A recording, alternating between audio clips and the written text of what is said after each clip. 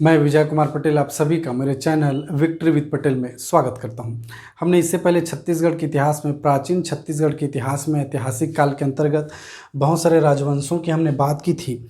आज इस क्रम में हम लोग छत्तीसगढ़ में वाकटक वंश की बात करेंगे। वाकटक वंश की बात करेंगे। वहीं वाकटक वंश की बात करें तो इनका शासनकाल की बात करें तो वाकटक वंश का शासनकाल 250 से 500 ईस्वी के बीच में रहा। वाकटक वंश का शासनकाल 250 ईस्वी से 500 ईस्वी के बीच में रहा। साथ ही साथ राजधानी की बात करें, वाकटक वंशों की राजधानी देखें तो नंदीवर्धन जो वर्तमान में नागपुर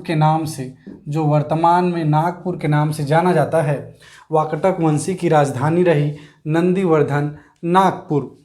साथ ही साथ वाकटक वंशी के समकालीन राजवंशों की अगर बात करें, समकालीन राजवंश अगर देखें तो वाकटक वंशी के समकालीन छत्तीसगढ़ में नल वंश प्रमुख रूप से, साथ ही साथ गुप्त वंश की बात करेंगे। वाकटक वंशियों का नल वंशियों के साथ प्रतिद्वंद भी रहा, संघर्ष भी चला। साथ ही साथ गुप्त वंश का भी यहाँ पे वाकटक वंशियों में हम लोग हस्तक्षेप देखेंगे। कहीं न कहीं प्रत्यक्षता गुप्त वंश का हमें वाकटक वंश में भी देखने को मिलेगा। इस तरह से हमने बेसिक तथ्यों को जाना कि वाकटक वंश की शासनकाल की 250 से 500 ईस्वी के बीच में, राजधानी नंदीवर्धन नागपुर के नाम से, और समकालीन राजाओं जिनके साथ इनका संघर्ष चला, नल वंश और गुप्त वंशों की भी प्रत्यक्षता यहाँ पे हम लोग देखेंगे। इसी तरह से आगे क्रम में बढ़ें तो इतिहासकारों का मानना है कि वाकटक वंश का प्रथम शासक विंध्यशक्ति हुआ। याद रखिएगा, वाकटक वंशी का प्रथम शासक इतिहासकारों का मानना है कि विंध्यशक्ति वाकटक वंश का प्रथम शासक हुआ। इसी तरह इसका पुत्र, आगे क्रम में बढ़ें तो प्रवरसेन द्वितीय की बात करेंगे। प्रवरसेन प्रथम की बात करेंगे, जो कि विंध्यशक्ति का पुत्र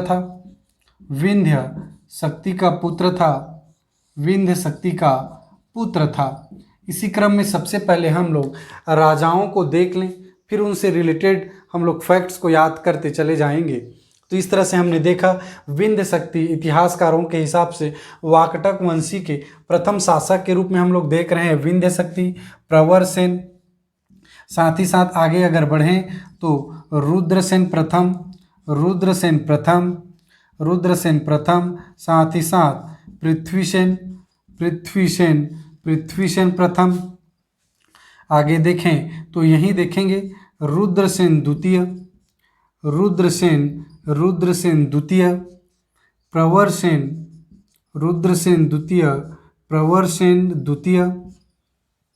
प्रवरसेन द्वितीय, फिर नरेंद्र सेन, पृथ्वीसेन द्वितीय। आगे अगर देखें पृथ्वीसेन द्वितीय, देवसेन, साथ ही साथ हरिसेन। इस तरह से हम लोग वाकटक वंशियों के शासनकाल में इन राजवंशियों की बात करें। साथ ही साथ विशेष रूप से देखेंगे महेंद्र सेन। याद रखिएगा, वाकटक वंशियों के अंतर्गत इतिहासकारों में थोड़ा मतभेद। इस क्रम में हम लोग देखें तो इतिहासकारों का मानना है वाकटक वंशियों के प्रथम शासक विंध्यशक्ति, देन प्रवरसेन प्रथम विंध्यशक्ति का पुत्र था।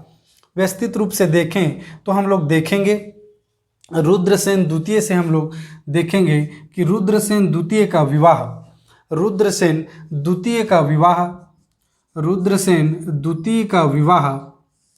गुप्तवंशी शासक चंद्रगुप्त द्वितीय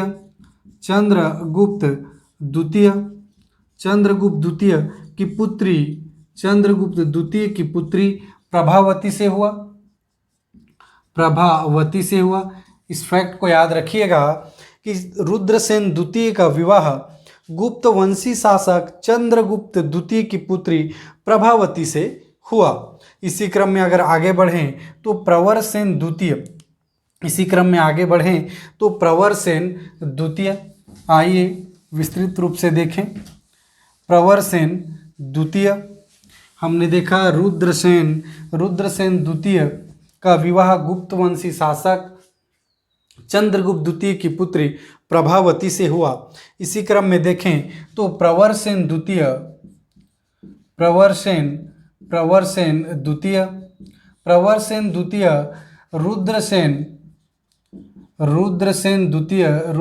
द्वितीय और प्रभावती का पुत्र प्रवरसेन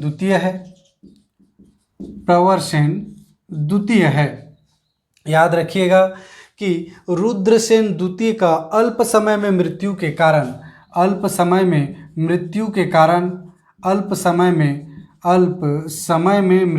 कारण यहाँ पे प्रभावती प्रवरसेन द्वितीय के संरक्षिका के रूप में शासन करती है।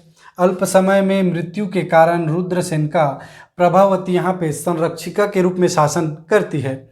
साथ ही साथ कई बार क्वेश्चन पूछा गया है कि प्रवरसेन द्वितीय के शासनकाल में चंद्रगुप्त द्वितीय के शासन राज दरबार में रहने वाले नवरत्नों में से एक रत्न महाकवि कालिदास इनके शासनकाल में छत्तीसगढ़ प्रवास में आते हैं। इस फैक्ट को याद रखिएगा, कई बार पूछा गया है कि कालिदास किसके शासनकाल में छत्तीसगढ़ आते हैं, तो प्रवरसेन द्वितीय के शासनकाल में महाकवि कालिदास, जो कि चंद्रगुप्त द्वितीय के दरबार में नवरत्नों में से एक रत्न थे, वो छत्तीसगढ़ प्रवास में आते हैं, महाकवि कालिदास। अब इनसे जुड़े रिलेटेड फैक्ट्स को हम लोग याद रखने की कोशिश करेंगे कि महाकवि कालिदास छत्तीसगढ़ आते हैं तो सरगुजा के रामगढ़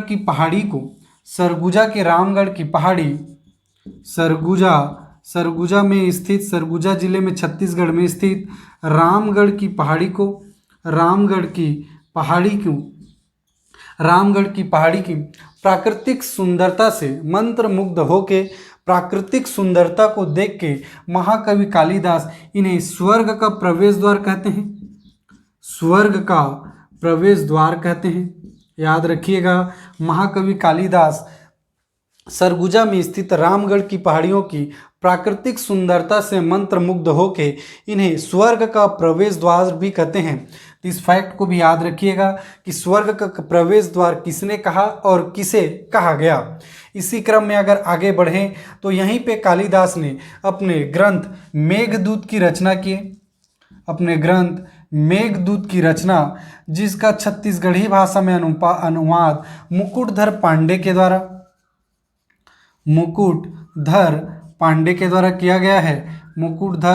जी के द्वारा किया गया है। हमने जिला विशेष में देखा था, मुकुटधर पांडे जांजगीर चांपा जिला बालपुर जिले से संबंधित हैं, जो कि छत्तीसगढ़ के प्रथम छायावादी कवि के रूप में भी जाने जाते हैं। इन फैक्ट को याद रखिएगा कि कालिदास ने रामगढ़ की पहाड़ी को स्वर्ग का प्रवेश द्वार कहा। साथ ही साथ यहाँ पे अपने ग्रंथ मेघदूत की रचना करते हैं, जिनका छत्तीसगढ़ी भाषा में अनुवाद मुकुटधर पांडे के द्वारा किया गया है।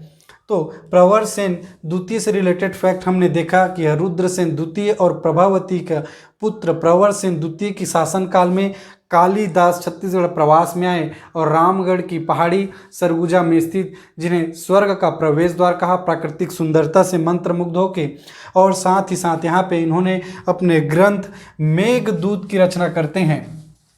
यहीं पे अपने ग्रंथ मेघदूत की रचना करते हैं। तो इन सारे फैक्ट्स को आप याद रखिएगा।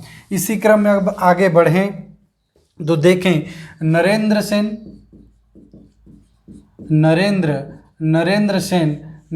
सेन की अगर बात करें तो नरेंद्र सेन द्वितीय का संघर्ष नलवंशी शासक नलवंशी नलवंशी शासक भवदत्त वर्मन से हुआ और भवदत्त वर्मन ने नरेंद्र सेन को पराजित किया। नरेंद्र सेन वाकटक वंशी शासक नरेंद्र सेन को भवदत्त वर्मन नलवंशी शासक ने पराजित किया, जिनका उल्लेख हमें भवदत्त वर्मन से संबंधित अभिलेख रिद्धिपुर से प्राप्त होता है और भवदत्त वर्मन ने नरेंद्र सेन की राजधानी नंदीवर्धन को तहस नहस कर दिया था, नष्ट कर दिया था इनकी राजधानी नंदीवर्धन को। इस तरह से यहाँ से संघर्ष स्टार्ट होता है वाकटक वंशियों का नलवंशी शासक से, जो कि नलवंशी शासक कौरव यहाँ पे छत्तीसगढ़ में महाकांतार की ओर देखें हम लोग, दंडकारण्य के एरिया में नलवंशी शासक का शासनकाल था। तो यहीं से इनका संघर्ष चालू होता है, जिनका उल्लेख रिद्धिपुर अभिलेख से हमें प्राप्त होता है। भवदत्त वर्मन से संबंधित रिद्धिपुर अभिलेख में इन्होंने वाकटक वंशी शासक नरेंद्र सेन को पराजित करते हैं और इनकी राजधानी नंदीवर्धन को तहस नहस करते हैं। इसी क्रम में अगर देखें तो आगे हम लोग बढ़ते हैं। पृथ्वीसेन द्वितीय की बात करें, पृथ्वीसेन द्वितीय की अगर बात करें तो पृथ्वीसेन द्वितीय भवदत्त वर्मन ने नरेंद्र सेन को पराजित करके नंदीवर्धन को तहस नहस किया और इस एरिया को उन्होंने विजित कर चुके थे। इसी क्रम में इनका बदला लेने के लिए पृथ्वीसेन द्वितीय ने नलवंशी शासक अर्थपति भट्टारक को पराजित करते हैं और उनकी राजधानी पुष्करी को तहस नहस करते हैं। नलवंशी शासक की राजधानी पुष्करी, जो भोपालपट्टनम के आसपास हमें देखने को मिलेगा, यहाँ पे अर्थपति भट्टारक को पराजित करते हैं पृथ्वीसेन द्वितीय, जो कि वाकटक वंशी शासक हैं, उन्होंने नलवंशी शासक अर्थपति भट्टारक को पराजित करते हैं और अपने इस क्षेत्र को पुनः विजित करते हैं। और जिनका उल्लेख अर्थपति भट्टारक से संबंधित अभिलेख की अगर बात करें, अर्थपति भट्टारक से संबंधित बात करें तो केसरी बेड़ा अभिलेख से प्राप्त होता है। याद रखिएगा इन अभिलेखों को जिनसे संबंधित हैं। रिद्धिपुर अभिलेख भवदत्त वर्मन से, केसरी बेड़ा अभिलेख अर्थपति भट्टारक से, जिनसे इसे प्राप्त होता है कि पृथ्वीसेन द्वितीय ने नलवंशी शासक अर्थपति भट्टारक को पराजित किए और जिनका उल्लेख केसरी बेड़ा अभिलेख में मिलता है। इस युद्ध में अर्थपति भट्टारक की मृत्यु हो जाती है। इस अभिलेख के अनुसार इनकी मृत्यु हो जाती है। इसी क्रम में अगर आगे देखें, पृथ्वीसेन के बाद अगर बात करें तो देवसेन की बात करें तो नलवंशी शासक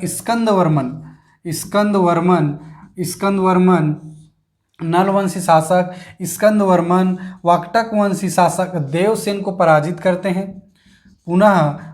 करते हैं, जिनका उल्लेख अगर देखें तो पौड़ागढ़ अभिलेख से हमें प्राप्त होता है। पौड़ागढ़ अभिलेख जो कि स्कंदवर्मन से संबंधित है। इन्होंने वाकटक वंशी शासक देवसेन को पराजित किए, जिनका उल्लेख पौड़ागढ़ अभिलेख से प्राप्त होता है। इस तरह से हम लोग इस क्रम में देख सकते हैं कि वाकटक वंशियों का नलवंशियों के साथ एक लंबा संघर्ष चला। इसी क्रम में देखें तो हरिसेन वाकटक वंशियों के अंतिम शासक के रूप में हम लोग देखते हैं। अंतिम शासक के रूप में हमने देखा हरिसेन को, विस्तृत रूप से हमने देखा। इसी क्रम में देखें अगर महेंद्र सेन की अगर बात करें तो इतिहासकारों का मानना है कि महेंद्र सेन का कोई विस्तृत जानकारी हमें प्राप्त नहीं होता है। महेंद्र सेन से संबंधित जानकारी इनसे प्राप्त नहीं होता है। कईयों का मानना है कि यह वाकटक वंशियों है, कईयों का मानना है सरबपुरी वंशी का है। तो इस तरह से याद रखिएगा कि महेंद्र सेन दक्षिण कोसल के शासक महेंद्र सेन को जब समुद्रगुप्त दक्षिण विजय अभियान के अंतर्गत आते हैं तो महेंद्र सेन को उन्होंने पराजित किया था, समुद्रगुप्त ने इन्हें पराजित किया था। इस क्रम में महेंद्र सेन को भी याद रखिएगा। इस तरह से हमने देखा वाकटक वंशियों के शासक से रिलेटेड सारे फैक्ट्स को हमने जाना। इसी क्रम में अगर देखें तो हम आते हैं गुप्त वंशियों के। वाकटक वंशियों के बाद हम लोग बात करेंगे गुप्त वंशियों की। गुप्त वंश की अगर बात करें वाकटक वंशी के बाद, तो इनका शासनकाल 319 ईस्वी से 500 ईस्वी तक हम लोग देखेंगे। शासनकाल की अगर बात करें, शासनकाल की बात करें तो गुप्त वंशियों का शासनकाल 319 से 500 ईस्वी तक हम लोग देखेंगे। गुप्त काल में छत्तीसगढ़ को दक्षिण कोसल के नाम से जानते थे। दक्षिण कोसल के नाम से जानते थे। इन फैक्ट को अब याद रखिएगा, गुप्त वंश के शासनकाल में मध्य छत्तीसगढ़ को दक्षिण कोसल के नाम से, साथ ही साथ दंडकारण्य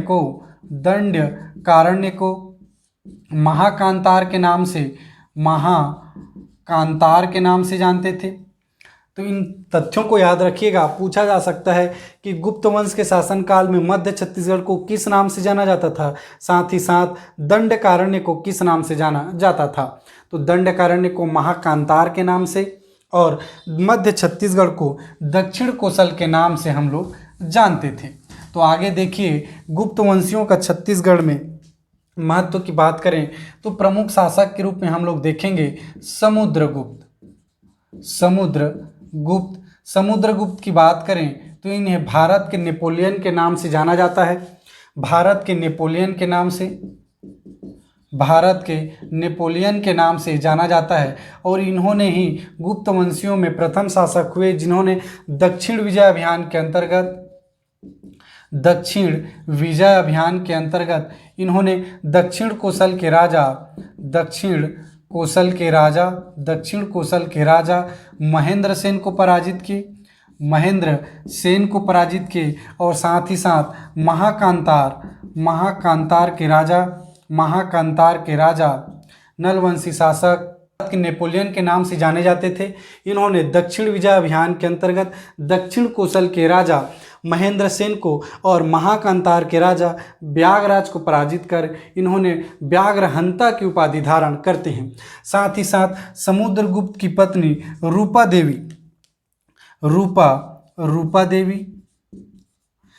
देवी के साक्ष्य महासमुंद से कोपरा नामक गांव में महासमुंद के कोपरा नामक गांव से प्राप्त होता है। तो इन तथ्यों को याद रखिएगा। कहीं न कहीं गुप्तवंशी शासकों का छत्तीसगढ़ में हस्तक्षेप रहा, जो कि हम लोग स्पष्ट रूप से देख सकते हैं कि इन्होंने दक्षिण कोसल के राजा महेंद्र सेन को और महाकांतार के राजा व्याघराज को इन्होंने पराजित किया। साथ ही साथ इनकी पत्नी रूपा देवी की साक्ष्य हमें प्राप्त होते हैं। इसी क्रम में अगर आगे बढ़ें तो समुद्रगुप्त के बाद अगर हम लोग देखें तो रामगुप्त की अगर बात करें तो रामगुप्त से संबंधित सिक्के हमें प्राप्त होते हैं दुर्ग के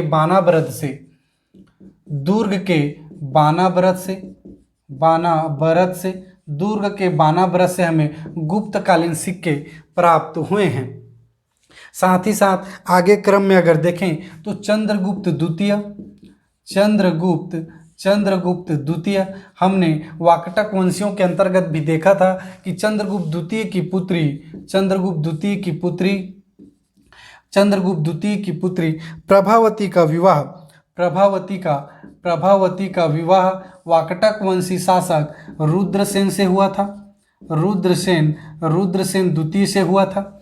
इस तरह से कह सकते हैं कि चंद्रगुप्त द्वितीय के शासनकाल के अंतर्गत ही प्रभावती के पत्नी रुद्रसेन से इनके अल्प मृत्यु के कारण इन्होंने इनके क्षेत्र को अपने संरक्षण के रूप में छत्तीसगढ़ में भी इन्होंने शासन किया, संरक्षिका के रूप में प्रभावती ने। तो हम लोग देख सकते हैं कि चंद्रगुप्त के अंतर्गत भी इनकी पुत्री प्रभावती का विवाह छत्तीसगढ़ के वाकटक वंशी शासक रुद्रसेन से हुआ। इसी क्रम में अगर देखें चंद्रगुप्त द्वितीय के बाद कुमारगुप्त की अगर बात करें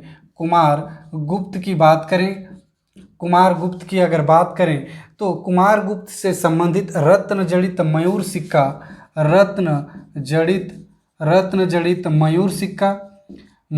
सिक्का हमें प्राप्त हुआ है। आरंग से, रायपुर जिले के आरंग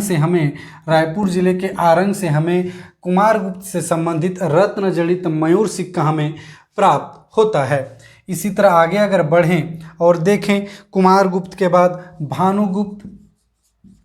भानुगुप्त की अगर बात करें तो इनके एरण अभिलेख